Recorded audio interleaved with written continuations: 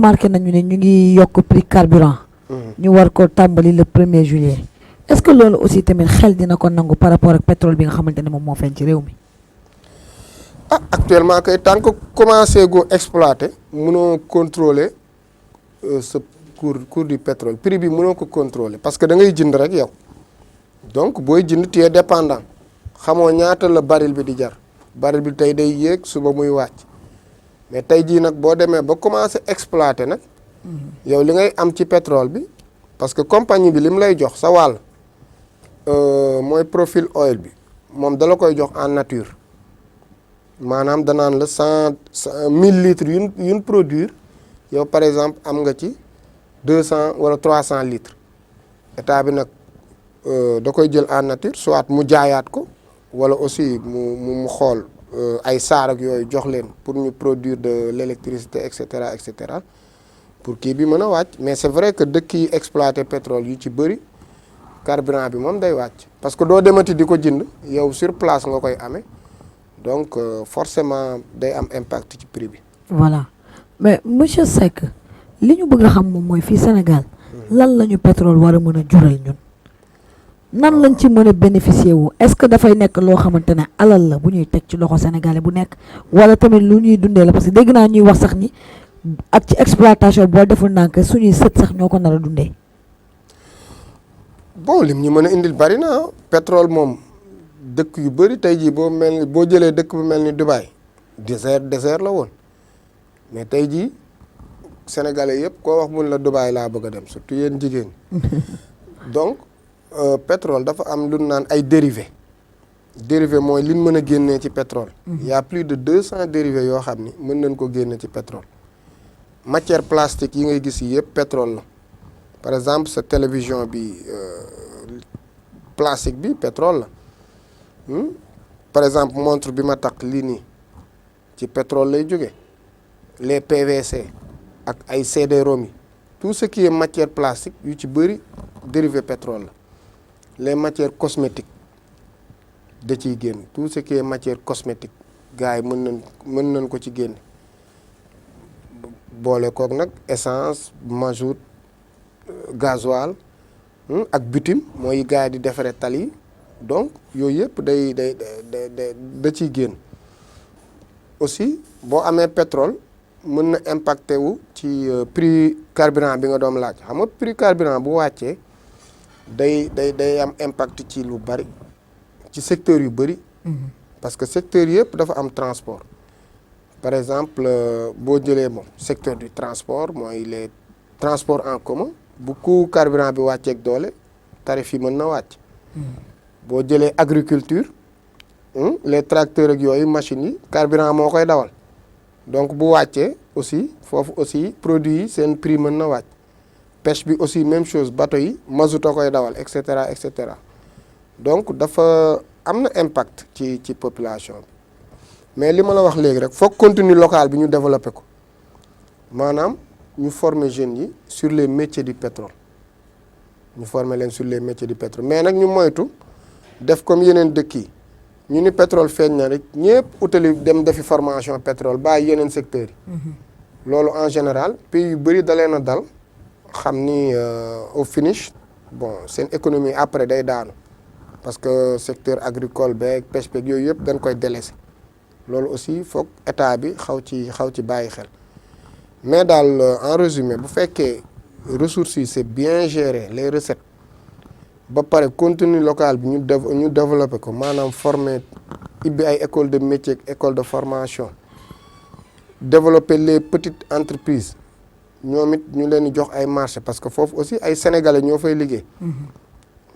loolu bu amee pétrole bi mën na am impact positif ci dëkk bi. voilà yéen ñi nga xamante ne yéen la ci leen na seen xam-xam màcc jëm ci loolu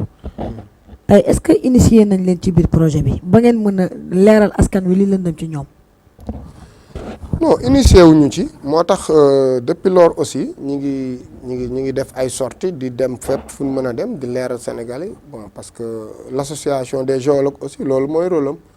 day sensibiliser wax population parce que pétrole aussi lu bees la Sénégal. waaw parce que booy xool coow li sax ça tourne autour des contrats yi nga xam ne moom la ñu signé au dos de la population mais tey par exemple li mu ñu war a jural ak liñ ci mën a gagné kenn du ko waxtaanee. waaw kenn du ko waxtaane mais gars yi xam nañ ko wax naa la léegi nii état li mu ciy xaar 200 milliards par an loolu la ciy xaar mooy recette directe bi mu ciy am impôt bi bokkul ak nag yeneen retombées yoo xam ni société yu ndawaan yi ñoo ko ciy gagné. xam nga loolu état woo ko xam. mais population bi ci war a bénéficier wu est-ce que ils sont au courant de cette information. waaw non moo état foofu aussi daf ci xaw a fayir du informer lu bëri quoi. parce que pétrole aussi il faut beaucoup informer. parce que fanatique yi ñoo ci bëri. dégg naa rek ngay dégg donc état rôle am mooy aussi muy informer régulièrement population bi di leen wax contrat yi parce que contrat yi coow li bari na mais code 98 bi rek la gars yi utiliser amul leneen utiliser wuñu beneen code bu ma taaloon sama machine ban la ko code 98 bi leen utiliser. signé contrat Petro-Tim ak état du Sénégal. parce que foofu dañ ni la yow investisseur bi boo ñëwee yaag état bi ngeen signé contrat de recherche et de partage production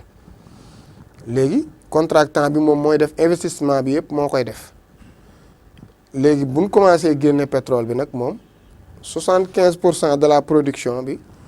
moom da koy tege na le ne damay commencé fayeeku ndànk-ndànk ba sama investissement bi génn. mooy CAPEX yi ak OPEX CAPEX yi tout ce qui est investissement OPEX yi mooy les frais de production mooy buy exploiter aussi day def ay dépenses donc coût boobu moom day jël 75% de la production maanaam boo leen produire woon 100 litres 75 litres yi moom déjà da koy tege na le ni la 25 yi nag léegi la ñuy séddoo noonu la demee. léegi nag loolu moo nekkoon ci code 98 parce que boobu c'était un code attractif xam nga période boobu ñu bëri Sénégal intéressé wu leen parce que boobu dëkk ay Libye mi ngi doon dox ay Irak Iran te ñooñu pétrole onshore bi lañ yor boo xam ne ci suuf la ne boobu moo gën a neex a génne te investissement bi c'est moins cher mais boobu investisseurs yi duñ ko fa bàyyi ñëw di investir foo xam ne offshore la ci géej gi. foo xam ne tu investis 10 fois plus door a génne pétrole donc yow pour nga attirer leen il faut faire un code attractif jéem a yombal impôts yi taxes yeeg yooyu jéem leen a xëcc ñu ñëw bu ñëwee ba yegg si nag nga réviser waat sa code. dëkk yëpp noonu la ñuy doxee. voilà loolu moom moo nekkoon ni ñu leen indiloon ci seen enquête sur ànd ak monsieur Ibrahima Seck bi nga xamante ne moom moo bokk ci association des géologues yéen tamit. combat bi nga xamante ne moom la population bi mëne yéen am ngeen seen wàllu bu ngeen ci war a mën a indi surtout pour mën a jege askan wi wante aussi côté information pour que askan wi xam ni mbirum coowal pétrole du coowal 400000 kese wante du coowal contrat kese. waaw du coowal contrat bon c'est vrai que ni gars yi waa aar lu ñu bokk ak yeneen kii maa ngi leen di gis temps yi ñu ngi ciy xeex c'est très normal ah parce que aussi nee nañ les ressources appartiennent au peuple. donc ñoom aussi am nañ droit wax contrat yi na leer et tout ça bon ñun aussi de notre côté commencé nañ ko ñu ngi sensibiliser ndànk-ndànk di dem ci médias yi di expliquer Sénégalais yi de manière terre à terre. contrat pétrolier yi nan lañ koy defee ak aussi pétrole lan la mën a apporter Sénégalais bon ce n'est pas recettes yi gars yi di am rek la ñuy séddale ku ne am ci dara demewul noonu mais ça vient de manière indirecte yow tey jii par exemple mën nga ni pétrole la ñuy waaj a fenn xaaral ma jéem a ibbi ma jéem a créer société boo xam ni day defar PVC wala société boo xam day defar CD. xam nga da ngay xool dérivé pétrole yi loolu aussi bon sénégalais yi ñoom ñoo war a xool opportunité yu pétrole mën a joxe ñu dem créer ay sociétés yu ndaw demander état nag mu renforcer leen ci formation et tout ça ak technologie bi. léegi nag bu affaire yi commencé génn ku ne di nga ci mën a gis sa bopp. voilà est-ce que yéen aussi du jaadu ngeen jege waa aar li ñu bokk daal di fa am présence. waaw bon. c'est vrai que ni ñoom sax am na seen benn membre bu ma sollicité woon fan yi mais aussi bon xam nga seen xeex bi aussi c'est très normal ah mais dafa xaw a am sëmbaxloo tuuti parce que aussi ñun on est une association de géologues donc ñun xam nañ contrat pétrolier xam aussi pétrole ni muy doxe mais aar lu ñu bokk c'est vrai que ni bon gisaguma ci koo xam ni c'est un expert wala ku jàng pétrole ku ne ci biir donc ñoom bon selon le niveau d'information rek la ñuy réagir. waaw xam nga kon donc yéen vous pouvez rectifier le tir en intégrant la plateforme. waaw loolu c'est possible li ñu mën rek mooy par exemple ñëw rencontrer leen waxtaan ak ñoom sensibiliser leen aussi wax leen li ñu xam parce que bi ñu discuter maak membre bi nee naa ko problème bi du contrat yi amul benn problème code 98 bi leen utiliser. mais nga baal ma monsieur Seck ñu desandi ci problème mu contrat yooyu noonu parce que booy xool li waral coow li tey ba tax ku ne jóg di xeex moom mooy contrat yi lañ ne niñ ko signé dara daf say leerul booy xool enquête bi BBC génnee li ñu bind ci contrat yi ak li am xëy na looloo indi coow li yéen comment vous jugez parce que yaa ngi wax sànq ba tey ay problème code 98 donc yéen da ngeen gis ni contrat yi amul benn problème. non contrat yi xam nga code 98 par exemple yow daf ni la boo signé contrat ni ngeen di séddoowee code 98 bi wax na ko ci maanaam bu production bi bu contractant bi ñëwee ba def investissement bi yëpp ba ngeen commencé produire 75% de la production da koy féetewoo di commencé fayeeku ndànk-ndànk investissement bi mu ci dugaloon 25% yi mooy profil oil bi moom lay séddoo ak état bi contrat Petro-Tim bi looloo ci nekk amul benn changement léegi nag fi coow li ne mooy cession bi Timis def maanaam Timis dafa jaay ay paaram ba pare fayul impôt foofu la coow li ne pour man sax waa aar lu ñu bokk seen xeex foofu lañ ko war a porter parce que Timis bon il n'a pas fait de travaux mais dafa ñëw def cession jaay ay milliards yu bari ba pare dem sans fay impôt mais nee naa leen Timis aussi buñ ko toppee war nañ topp aussi Cosmos parce que Cosmos aussi jaay na 30% BP bi muy dugg si Cosmos jaay na ko 30% te fayul impôt loolu mooy benn bloc bi blocu gaz bi du pétrole de gaz la. ay ñoom Aline Sall fi ne gaz la léegi beneen bloc bi pétrole bi nekk boobu coow li sax doo ko dégg foofu ay Kern Énergie ñoo fa ne ConocoPhillips ak Far bloc boobu aussi Untu Oil moo ko njëkkoon a moom Untu Oil aussi dafa jaay ay paaram comme ni Timis def la def rek moom it dem yoonam sans fay impôt donc pour man débat bi foofu la ko gars yi war a poser ñoom ñëpp dañ leen a war a imposer muy Timis di Untu Oil di Cosmos ñoom ñëpp bu fekkee war nañ leen imposer aussi dañoo war a jël xaalis boobu mu duggaat ci keesu Sénégal foofu la problème bi ne mais du problème de contrat bi naa la ko envoyé par mail ngeen partagé ko code 98 bi lan respecté. ok ñu lay jaajëfal monsieur Ibrahima Seck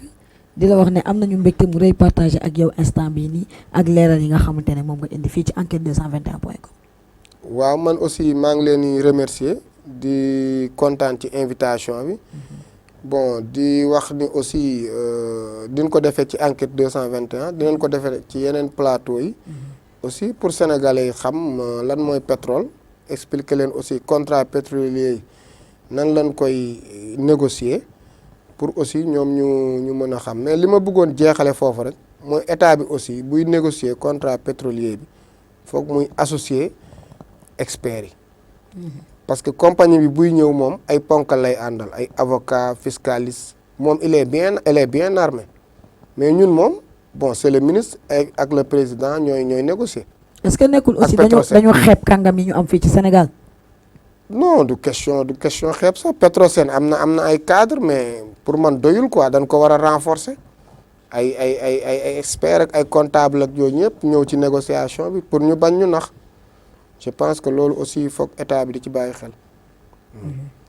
loolu daal laa bëggoon jeexale di leen remercier encore une fois. merci internet enquête 221.com lii lañ leen indiloon ci seen numéro enquête sur ak monsieur Ibrahima Seck jërë ngeen jëf.